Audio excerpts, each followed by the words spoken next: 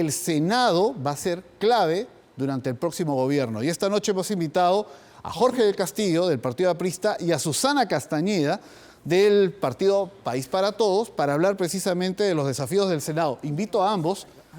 Susana, por favor, buenas noches. Gracias por acompañarnos. Pase, por favor, si le parece, don Jorge del Castillo. Muchas Después gracias. de algunas lunas. Efectivamente. Por favor.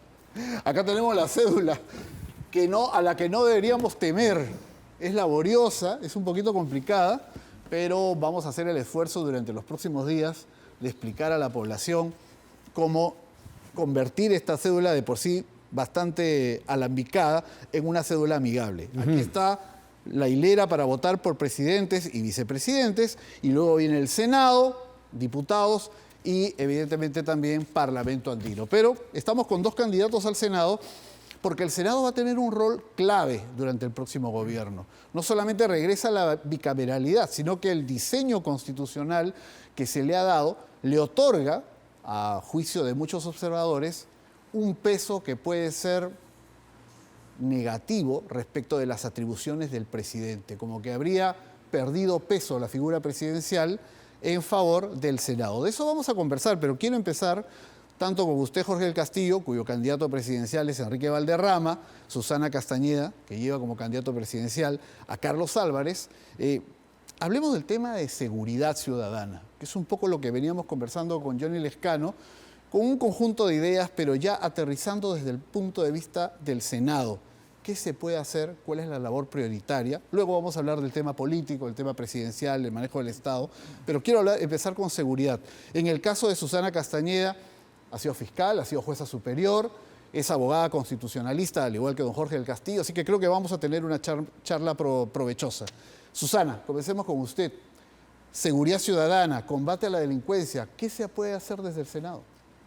Bueno, en primer lugar, considerar de que tenemos que evaluar las propuestas que presenten los diputados, porque no tenemos iniciativa de ley, salvo para nuestras competencias. Por lo tanto, se promoverá que de llegar diputados de nuestra bancada presenten los proyectos de ley que correspondan para efectos, en primero, de reorganizar el sistema de justicia en general, donde se incluye a la policía. Hay que lo prioritario, por ejemplo, sistema de justicia. ¿Qué sería prioritario reorganizar? ¿Qué tendría que cambiar? Teniendo en consideración que es un conjunto de instituciones, el tema policial, porque existen muchas personas que se quejan que van a la policía y sin embargo no encuentran respuestas adecuadas y por el contrario resultan siendo extorsionadas. En ese sentido tendrá que haber un gran cambio y formar a la policía bajo una escuela diferente. En segundo lugar, creo que la Fiscalía también tiene que tener atribuciones mucho más amplias, porque ya fueron recortadas con motivo de una sentencia del Tribunal Constitucional, pero actuar rápidamente. Y lo mismo con el Poder Judicial y pensar que las unidades de flagrancia delictiva deberán ser ampliadas y establecidas a nivel nacional. Vamos a tenerlos ahí para darle la voz a don Jorge del Castillo, candidato al Senado también. ¿Número 2, don Jorge? 2. Porque acá Susana Castañeda lleva el número ahí claramente. Vamos con usted ahora. Bueno, el tema de seguridad requiere primero la decisión política de actuar con mucha drasticidad. Y sin duda hay diversos niveles de delincuencia. El callejero, que afecta mucho a la gente, como la organización criminal, que también tiene otro tipo de tratamiento. Nosotros partimos de la decisión política de hacerlo. Y esa decisión política tiene que ir acompañada de algunas decisiones económicas para empezar. Por ejemplo, recursos de inteligencia, equipamiento, drones, tecnología, sistema de escucha, en fin, todo esto tiene que ser equipada. Una reforma va a costar. No puede ser que la policía compre autos Audi para los generales y los policías no tienen chalecos antibalas. Así es. Esto pasó recientemente. Entonces, el tema de equipamiento es uno. El tema de, vamos a llamar, de personal es fundamental. Hay como 130.000 policías, un poco más. Pero los que están en la calle efectivamente el día no pasan de 35, por los turnos, por una serie de cuestiones. Y porque para mejorar el ingreso a los policías le dicen, sabes que tú tienes unos días francos, entonces tú cuidas los bancos, las tiendas. Entonces, en lugar de que cuides bancos y tiendas, que tienen la capacidad económica para contratar su propio personal de seguridad, Ese personal que ha sido preparado por el Estado tiene que ponerse al servicio de la gente. Pero, ¿qué hacemos para no perjudicarlos económicamente a esos policías? El Estado le tiene que comprar su franco. Okay. Que en algún momento operó como un... Hubo algún momento en el cual se compraba el franco de los policías. Y eso podemos duplicar de 35 a 70 de una semana a otra. Pero todavía nos falta porque el déficit es como 60. Entonces, ¿cómo se resuelve? La Fuerza Armada más o menos licencia 15.000 hombres por año. Entonces, lo que hay que hacer es convocarlos, invitarlos a un trabajo estable en la policía, previa preparación, y eso lo hemos hablado ya en el partido con jefes militares, para que en los propios cuarteles que están semivacíos se haga el proceso de capacitación de esta gente. Entonces nosotros podemos tener 35.000 en una semana y unos 10 a 15.000. Pero el acento aquí es lo económico, destinar los recursos para poder implementar estos cambios. O como decía la candidata Susana Castañeda, la voluntad política para operar cambios en el sistema, que evidentemente no ha venido funcionando. Ahora, se han dado una serie de leyes en este Congreso. Un sector las ha definido como leyes pro crimen, algo que no le gusta a fujiboristas o de otras tiendas que dicen que eso es una narrativa caviar. Pero más allá de que sea o no caviar, lo cierto es que ha habido leyes que se han aprobado incluso en oposición de la Fiscalía o del Poder Judicial. Están las opiniones en contra, incluso también del Ministerio del Interior. ¿Hay que revisar estas leyes pro crimen? Sin duda, hay que revisarlas. Pienso, por ejemplo, que... ¿Hay que derogarlas? En algunos casos se hará. ¿Cuáles, por ejemplo? Por ejemplo, el tema de que atenta contra la Convención de Naciones Unidas contra la Corrupción, que tiene un estándar mínimo para los temas de las prisiones preventivas, que es de 4 años, se subió a 5 años, ¿no? Entonces, evidentemente, eso va a traer un problema al momento de decidir. La definición de lo que es una organización criminal, el tema de la colaboración eficaz, que los plazos que deben ser para establecer cuando estamos ante un crimen organizado, que según la ley 30.077 es de 36 meses, en este caso, para un colaborador eficaz que desea aportar información relevante que permita desarticular esas organizaciones, se pide que sea de 8 meses más 4 meses, ¿no?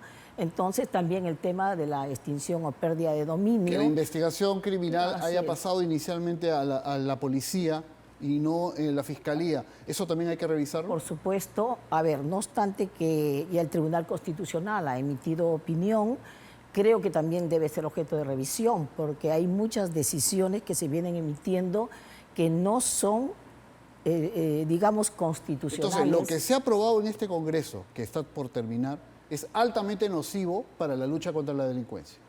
En mi concepto, sí. Okay. Y también de parte de nuestro candidato presidencial. Así se lo he escuchado en también. ese sentido. Doctor del Castillo, doctor, con la experiencia que tiene y con su visión de lo que han sido estos 5 años de Congreso, ¿hay o no hay leyes pro crimen? Como dijo la doctora, hay casos y casos. No todos son iguales. No es al barrer que tú tienes que derogar todo. Tú le has preguntado si lo derogaría y en algunos casos sí, en otros no. Yo creo que lo que hay que hacer es una revisión. ¿No? Hay una revisión con toda justicia. Se puede revisar algunas cosas que harán, otras se modificarán, pero al barrer tampoco, por ejemplo, solamente un ejemplo quiero poner. En el caso de la extinción de dominio. O sea, primero te extinguen el dominio y después te sentencian. O sea, primero se quedan con un bien del investigado. Y si eres absuelto, ¿qué pasa? Así es. Bueno, lo hemos visto en el caso de PPK, que tomaron la casa. Un atropello. Se deterioró por completo la casa de Cieneguía, ¿no? Entre otros, y otros casos que también hemos visto. La saquearon la casa, perdió todo, hasta lo botaron de su propia casa en una etapa. Un atropello por donde se le mire.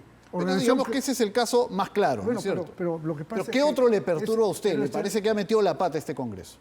No, yo creo que me parece bien que el derecho de defensa se pueda ampliar, no hay problema. La Constitución dice que todo ciudadano que es citado tiene derecho a ser informado de la causa y a ser citado y elegir, tener un defensor de su elección. Así que yo no veo ahí ninguna inconstitucionalidad, pero convengo en que tenemos que revisar las normas. Porque además hay una demanda popular respecto a la necesidad de respuestas efectivas en la lucha contra la delincuencia. Usted es un político que conoce, escucha la calle. Pero esto está resuelto con la primera respuesta que hemos dado. Porque, fíjese, en el Poder Judicial pasan cosas y cosas, ¿no es cierto? Por ejemplo, la doctora Castañeda nos podría explicar, ella con más propiedad que yo, ¿cómo es esto que salen resoluciones, te meten a la cárcel y después o no es delito o eres inocente? Por ejemplo, la doctora sentenció el caso de Aurelio Pastor, usted presidió la sala. Lo metieron en la cárcel. Lo sentenciaron. Pero después se resultó inocente. Lo absolvieron. Lo absolvieron en una casación. ¿Y quién le devuelve? ¿Se da cuenta? O sea, hay que tener mucha prudencia en estos casos, porque si no puedes caer víctima de tu propia decisión. Yo recuerdo fue una sentencia muy controvertida en su momento, ¿no? Pero a mí me parece absolutamente injusto que un hombre correcto, que fue ministro de Justicia, que es un abogado decente, lo haya metido a la cárcel en la sala que presidió la doctora.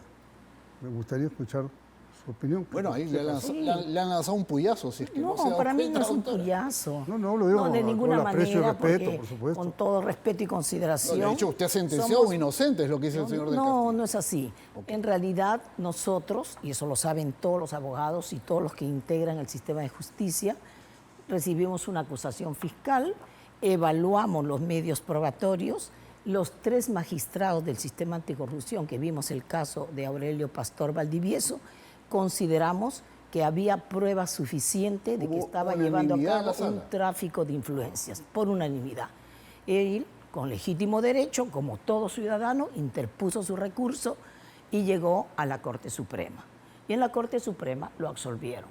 Es un fallo que nosotros tenemos que acatar, pero que no significa que lo aceptemos, a tal punto que la sentencia que emitimos nosotros y la sentencia que emitió la Corte Suprema ha sido objeto de un estudio en España, donde consideran pues que ahora es muy fácil tener una tarjeta donde diga yo soy abogado, conozco a tal persona y lo puedes utilizar. Entonces a mí me parece que actuamos dentro de los parámetros de la ley y que si la Corte Suprema tuvo una opinión diferente y lo absolvió, lo aceptamos, ¿no? Pero no significa que lo compartimos, que ese criterio lo compartimos. Y eso pasa en varios casos, ¿ah? No sin duda. necesariamente. La Hay justicia casos no es en que son perfecta absueltos y ha habido abusos y por luego parte del Poder Judicial, es verdad se también. ratifica, se declaran nulas las sentencias, se vuelve a hacer un nuevo proceso.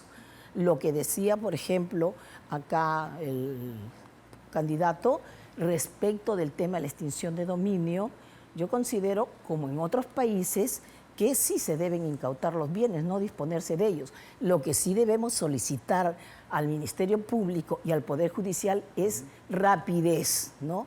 Que sea una justicia rápida para no permitir que esos bienes puedan ser mal utilizados o deteriorados. Les propongo pasar a otro tema. Pero permítame, Sí, permítame, claro que sí. ya que estamos hablando. Breve, por favor, para Sí, pasar a otro muy tema. breve, muy Que breve. también es importante. Yo entiendo una sala unánime, pero la Suprema también fue unánime. Lo ha dicho la doctora, eso no lo he 5 objetado. magistrados. ¿No? Ahora, a otro caso. La doctora ha sido Suprema provisional durante muchos años. No hay problema en eso. Pero ella fue la jueza que absolvió al señor Carlos Álvarez, Sí. que revocó la sentencia y ahora es candidata de Carlos Álvarez. ¿A usted le parece eso mal? Me parece... Muy mal. Por algo lo ha mencionado. Estoy haciendo una observación objetiva, Para que perdón. lo- Entonces, Ok. vamos a suponer, ¿qué usted diría de mí si fuera al revés? Que si fuera mi caso, ¿no? No es dable. Hay un tema, por lo menos que choca.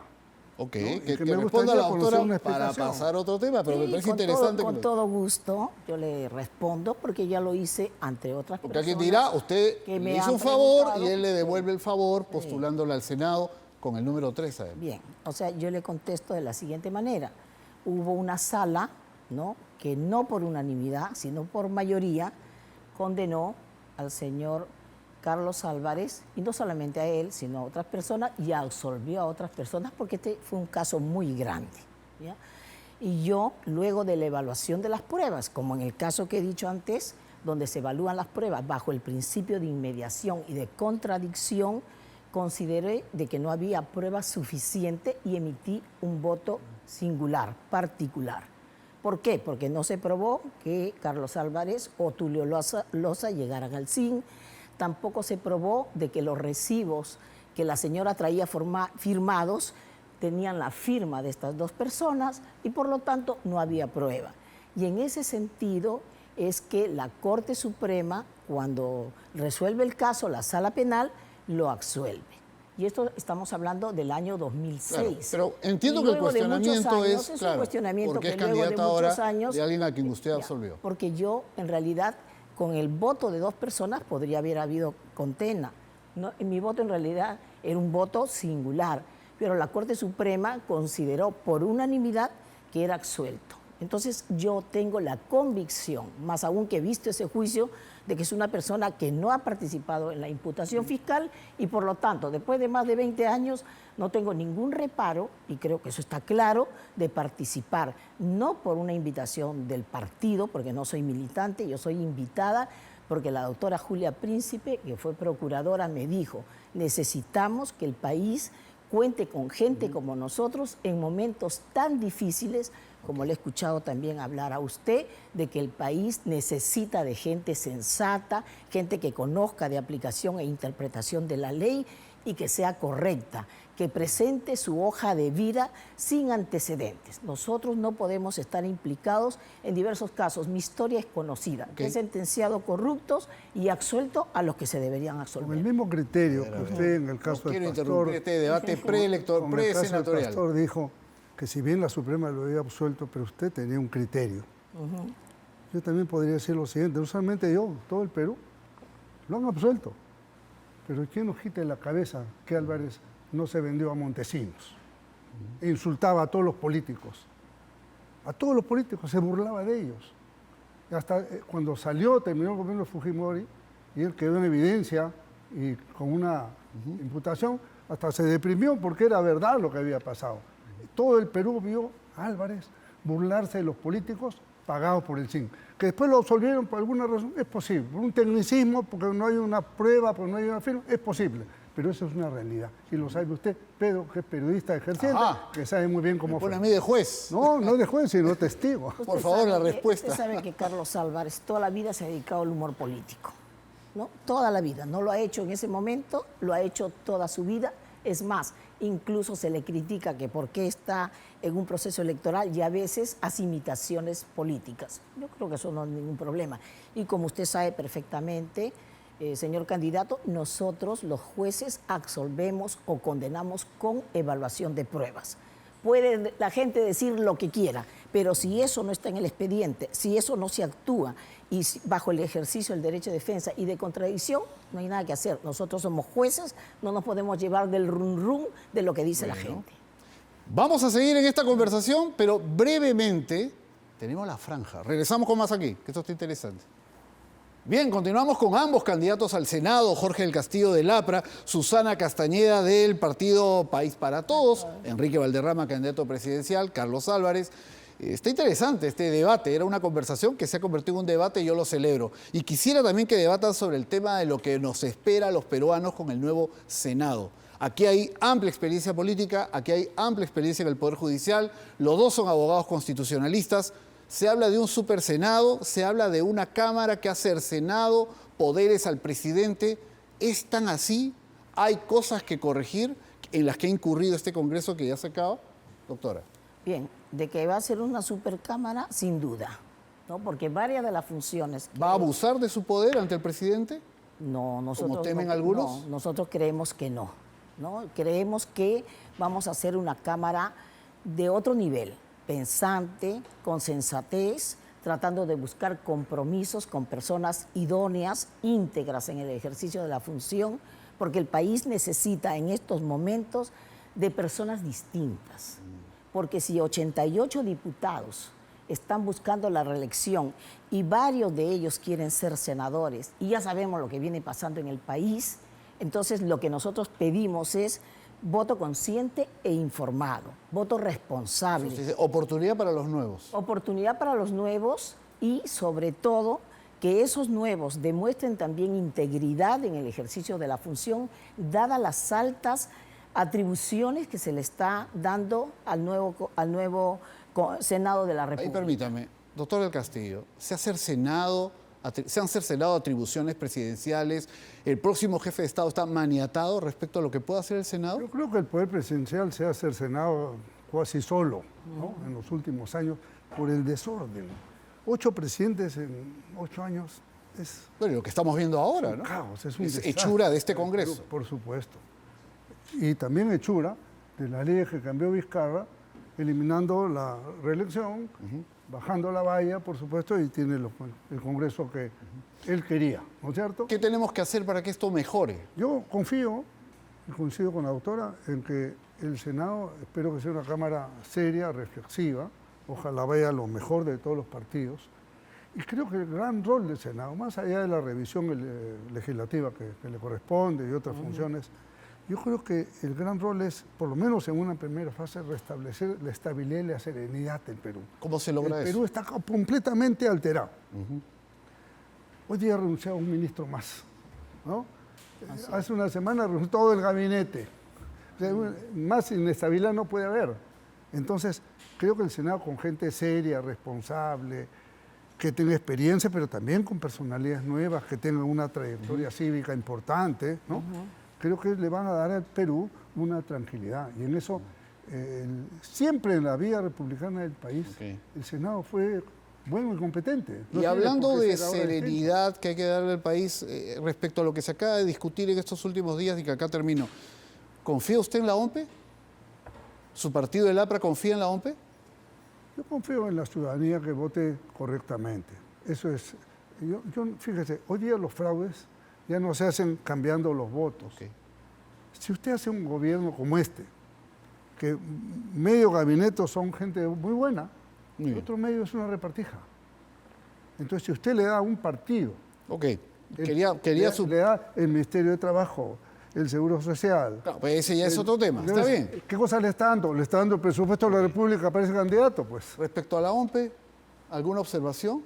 ¿Está conforme con el trabajo de la OMPE? Pero previamente quisiera decir algo, Rapidito, doctora, que nos gana el rapidísimo, tiempo. porque acaba de renunciar el ministro de Energía y Minas, Así es. y llama la atención que el presidente de la República saque un comunicado donde dice: el gobierno expresa su reconocimiento y agradecimiento al señor Tal por los servicios prestados durante su gestión, destacando su compromiso y esfuerzo en la conducción de un sector estratégico para el desarrollo del país, mucho más. Y claro, imagínense ustedes, a la Premier Miralles simplemente le saca una pequeña resolución dándole las gracias por los servicios prestados. Y este señor acaba de ser entrevistado en un canal de televisión y dice: bueno, yo no he cometido delito. No, ha quedado Porque peor. esta Si su persona, intención era sí, esclarecer tenía los hechos, ha 16 quedado peor. años, cuando no se da cuenta que más de 9.800 menores en el año 2005 han sido atendidos por el sector salud Y es muy por importante razones de abuso que eso sexual. no pase desapercibido. Y no podemos permitir Muchas lo mismo gracias. ha pasado con Gerí y otras personas. Tengo que Entonces, cerrar ya. Ay, qué pena. Me da pena que no le haya contestado la pregunta, porque yo quería poner en el tapete este tema que es indignante. ¿Me entiende? Está bien, es un tema muy importante y y nos gustaría que en otra oportunidad vamos a me seguir hablando permitiera de ello. seguir hablando con el señor Jorge del Castillo, Está que me invitada parece una persona muy candidata Castañeda. competente. Ya, Por favor. hasta luego. Ahí se han lanzado algunos sables, pero así es la Encantado. política y me parece muy Pero bien. también la cortesía y el respeto, Por porque eso es lo que tiene que haber en el Senado, Sin cortesía y respeto. Muy bien. Así es. Muchas gracias, Jorge del Castillo, candidato del APRA. Muchísimas gracias, Susana Castañeda, candidata del partido de Carlos Álvarez. Vamos a una breve pausa y regresamos con lo último.